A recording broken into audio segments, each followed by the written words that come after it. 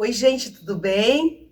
Ótimo reencontrar vocês por aqui, poder conversar tão de perto com vocês. E hoje, no nosso Papo de Pretas, nós vamos poder ouvir um pouco da história da professora Áurea Gardênia. Áurea Gardênia é uma professora mestra e que atua tanto na educação básica quanto no campo superior. E ela tem algumas situações que ela precisa dialogar com a gente. Mas antes que você ouça a professora Áurea, eu queria perguntar a você: você vive num relacionamento amoroso abusivo?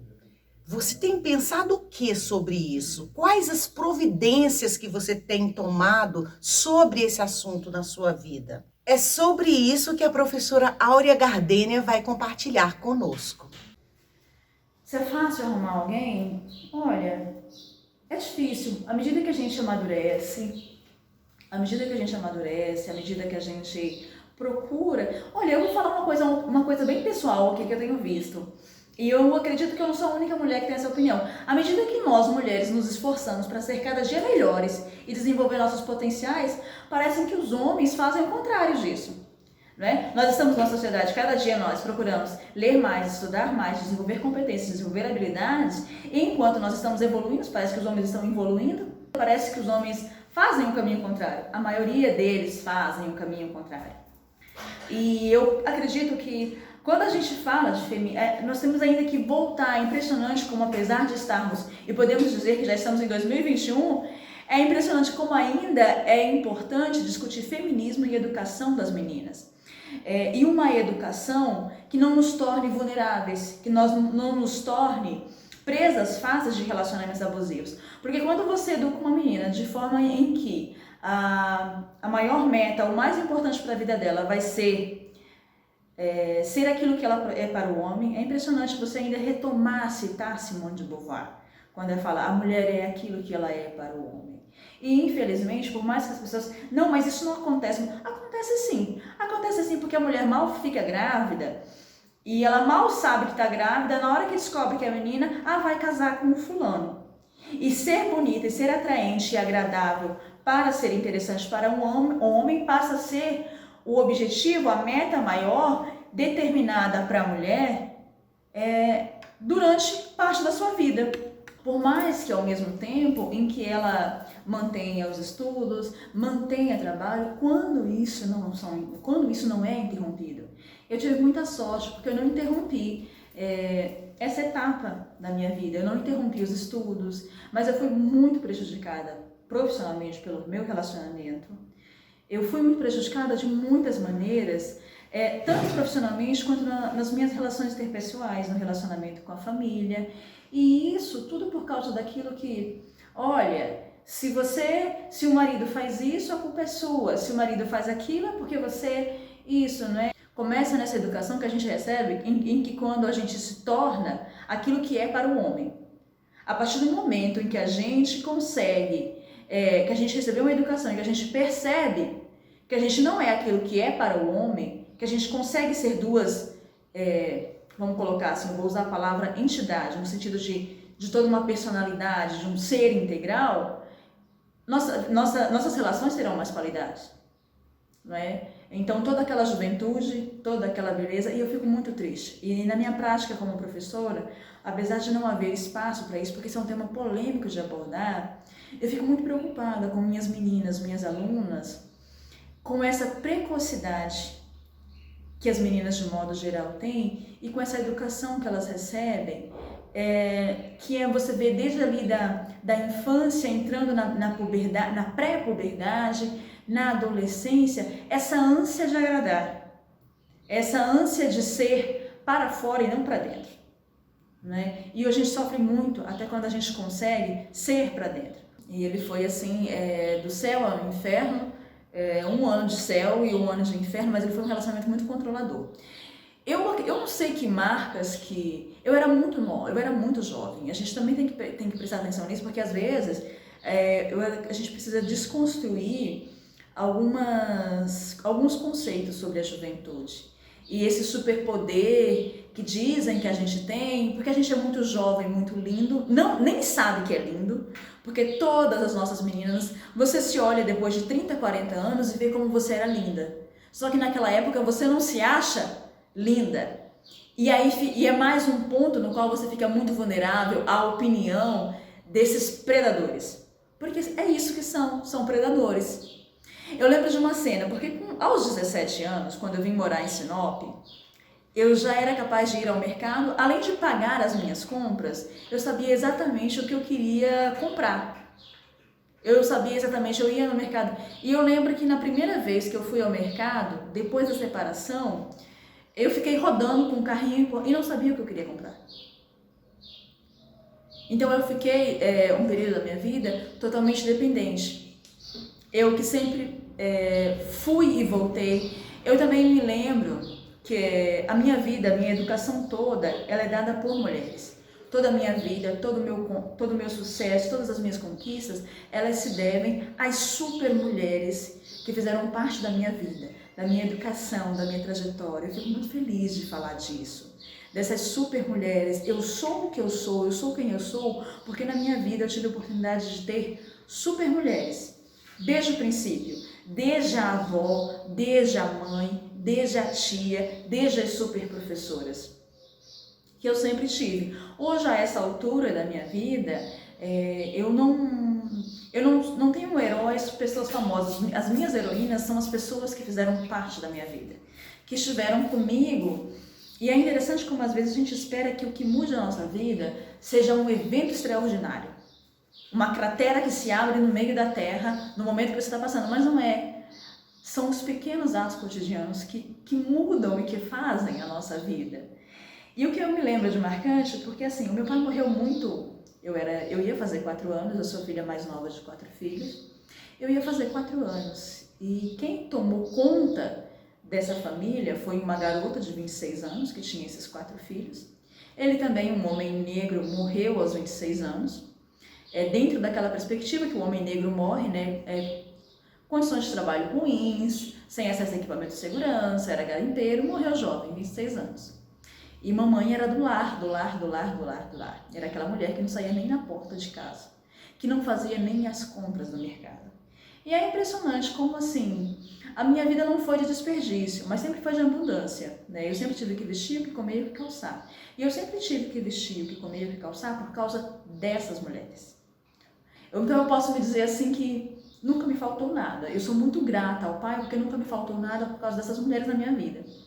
No período desse relacionamento, foi a primeira vez que eu comi pão seco, porque eu não tinha o que comer. Dentro do armazém, naquela época eu trabalhava no supermercado de Sinop, dentro de um depósito de um mercado eu comi pão seco, porque eu não tinha outra coisa para comer. E não é que eu não estava trabalhando, eu estava trabalhando, eu ganhava bem.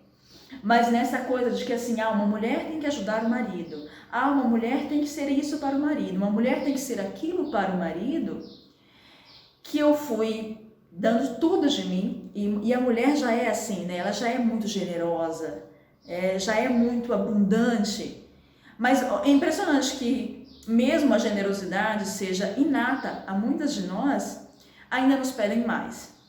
E aí é onde nós acabamos doando tanto que começa a faltar para nós, e você fica um tempo da sua vida morta que você não tem nem para si, né? E foi isso que aconteceu comigo. O meu relacionamento, ele era muito controlador. A partir do momento que eu o conheci, que nós começamos a nos relacionar, e muito vulnerável, a gente não sabe que é tão adolescente, a gente não sabe que é tão jovem. Por isso que a educação é tão importante. Eu não acredito em absolutamente nada. Eu não acredito em mais nada, mas eu acredito em educação. Nada vai mudar, nada vai ser diferente se não passar pela educação. E quando a gente fala de mudar a educação das mulheres, não é para que nós odiemos os homens, é para que os nossos relacionamentos sejam consolidados em bases mais honestas. Eu não tenho que querer me relacionar com um homem pelo que ele pode me proporcionar materialmente. E de certa forma, muito da nossa educação ainda ensina isso. Eu ainda lido com meninas em que a expectativa é de encontrar e casar-se com um homem que que tenha condições financeiras, e não de construir junto, e não de crescer junto, e não de evoluir junto. E o que é muito importante nesse relacionamento também, que eu tive, outra lição muito marcante, e que eu sou muito grata às mulheres da minha vida, às mulheres da minha família, é que minha mãe, ela nunca obrigou nenhuma das filhas. Tenho eu e a minha irmã mais velha. E nós nunca fomos obrigadas a ficar em nenhum relacionamento. Tá ruim, volta para casa. Tá ruim, você pode voltar para casa. E nesse relacionamento, então assim, nesse relacionamento eu também tive essa opção de me separar. Porque, por incrível que pareça, já nos anos 2000, isso aconteceu no começo da década dos anos 2000. E por incrível que pareça, eu conheço colegas de trabalho, professoras que mantêm um casamento insatisfatório porque a família, de certa forma, não as quer separada. E eu tive, essa é uma outra oportunidade da minha trajetória. E depois que eu me separei, eu passei a ser muito grata, porque eu pude, por exemplo, conviver com os meus colegas de curso da graduação. E uma coisa muito triste desse relacionamento é porque eu andava em Sinop inteira de bicicleta. Mas ele era tão controlador que ele passou a me levar e me deixar, né, na faculdade. Era muito triste que nós passávamos pela Helenice todas as noites. E ele nunca foi capaz de parar o carro uma vez, mesmo quando eu pagava aquele carro para dar carona para ninguém. Mas quando o relacionamento ficou ruim, que não interessava mais a ele me controlar, com quem eu falava, o que eu fazia, ele já não tinha mais esse cuidado. No momento que eu mais precisei, que foi quando eu precisei fazer uma cirurgia no joelho, que eu mais precisei, ele não estava lá. Quando eu não precisava, que eu era capaz de ir e vir com as minhas próprias pernas, e a gente tem que prestar muita atenção nas armadilhas do Barba Azul, né? Porque aí você começa a achar que uma vida de conforto, e que não era uma vida de conforto, aquela vida de conforto, apesar de eu ser muito jovem, era bancada por mim. Você começa a achar que aquele conforto, que é cuidado, que é amor, e não é amor, não é cuidado, é controle. E é onde você perde as rédeas da sua vida. Eu vou até patentear uma expressão que eu criei, né? É uma síndrome de redentor. Você vive a sua vida inteira independente, você trabalha, você estuda, você resolve os seus próprios assuntos, as suas próprias coisas. Mas aí vem um homem e começa a dizer pra você que ele é tudo na sua vida e que sem ele você não é nada. E o que é pior, a gente acredita. Então, outro fato marcante é que por mais que eu tenha apresentado no processo depois, porque eu fiquei bastante endividada depois do relacionamento, né? E uma das lições que a Helenice me ensinou foi: nunca empreste seu nome a ninguém, ainda hoje eu lembro disso. Uma das lições que a Helenice me ensinou foi essa: nunca empreste seu nome para ninguém naquela época. E é interessante, gente, o nosso sistema, o nosso judiciário, não é? Essa semana eu vi uma live do Silvio Almeida, ele falando, né, que nada acontece no mundo sem um jurista, nenhuma ditadura, nenhum regime totalitário e nem essas relações tóxicas. E também, então assim, é muito interessante que não ficou, é como se a juíza não tivesse dado crédito ao fato de que eu, jovem, negra, ganhasse mais do que aquele homem lindo dentro da nossa cultura, né? Aquele homem alto, loiro, de olhos azuis, que é o que a nossa cultura considera como ideal, a nossa cultura eurocêntrica, etnocêntrica, considera ideal. E quando eu falo dos fatos cotidianos, das pequenas ações que parecem simples, mas que mudam a nossa vida, é da relação de sororidade que eu tenho com a Helenice. Porque nós começamos a ter problema 1 ano depois que nós começamos a nos relacionar, e nós já morávamos juntos. E aí é outra armadilha, né? A gente conhece a pessoa, junta as coisas, eu amo aquela paixão enorme, absurda, e vai morar junto, abandona a família, deixa de ouvir todo mundo, aquilo passa a ser o centro da sua vida. Por isso que é muito melhor você construir relacionamentos nos modos tradicionais, de ir por etapas, né? Procurando ser você, cada um ter a sua identidade, quem é quem, do que esse relacionamento onde um vira uma simbiose e você passa a ser um títere do outro, uma marionete do outro. Então, assim, no primeiro momento, a minha família, gente, e aí assim, a família que a pessoa tem é tudo, né? Meu tio já queria que eu saísse de casa no primeiro momento. Mas eu não queria ficar naquele vai e volta, né? E no dia que eu saí, que eu quis sair, o meu tio falou assim, não, agora eu não quero, porque você, quando eu falei. E aí eu conversei com a Helenice bastante, num grupo de estudos ali na Unemat, contei como é que estava a situação. Eu não lembro quais foram as palavras da Helenice. Eu só lembro que à noite eu liguei para a Helenice, mandei uma mensagem. Gente, a Helenice tinha um ninho quadrado, tá? Helenice tinha um ninho quadrado, ela morava aqui nesse endereço e eu morava a algumas quadras na Rua dos Cajueiros. Ela pegou esse ninho quadrado, foi lá, pegou minhas coisinhas, que eu tava assim, e a gente pegou e veio, e eu saí de casa, sabe? Foi assim, não é? Essa palavra sororidade ainda não está no dicionário, é uma palavra nova, mas isso quando a gente lê Mulheres que Correm com Lobos, é muito interessante que ela fala o seguinte, com o patriarcado, desconstruiu as nossas relações. E ao invés de nos deixarem como leoas unidas, onde umas cuidam das outras, nos pôs para brigar. E o que é pior ainda, brigar por aquilo que não importa. Mas como que isso é importante?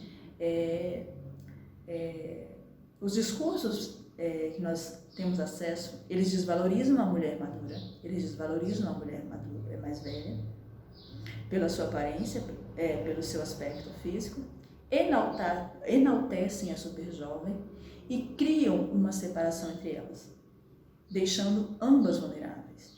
Mas perceba que nesse momento, essa atitude da Helenice, de pegar o carro dela, gente, eu não tinha trabalho, e eu não podia trabalhar, porque eu tinha feito a cirurgia no joelho há 1 ano, mas eu não podia trabalhar. O meu trabalho era em pé, mas eu não podia trabalhar, eu não tinha trabalho, eu não tinha comida, eu não tinha nada.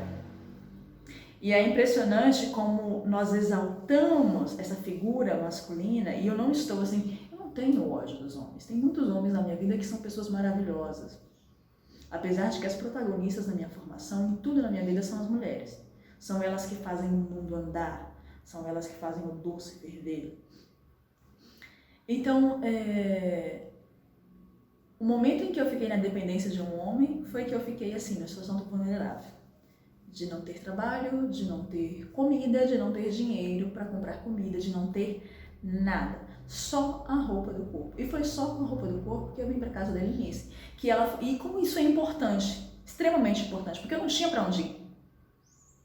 Mas ela foi lá no final, você pode ir lá para minha casa, o dia que você arrumar um trabalho, você divide a despesa, enquanto você não puder, o que você arrumar, a gente vai dividindo, né? Então foi assim, esse é um dos grandes exemplos. Eu tenho muita história para contar. Outro momento muito importante também da minha vida foi o momento do mestrado, né? E não é para puxar a sardinha para o Helenice, mas acho que é importante, eu só quero evidenciar aquilo que eu falei no começo, de que como os fatos do cotidiano, que aparentemente são pequenos, são aquilo que muda, gente. Bom, eu espero que vocês tenham aproveitado o papo com a professora Áurea e que você tenha tirado proveito dele. Reveja sua vida, reveja sua forma de lidar com esses relacionamentos abusivos e cuide-se, valorize-se, é o que a gente espera. E a gente volta numa próxima sessão, combinado? Obrigada porque você tem curtido e compartilhado os nossos conteúdos. Um beijo e até semana que vem.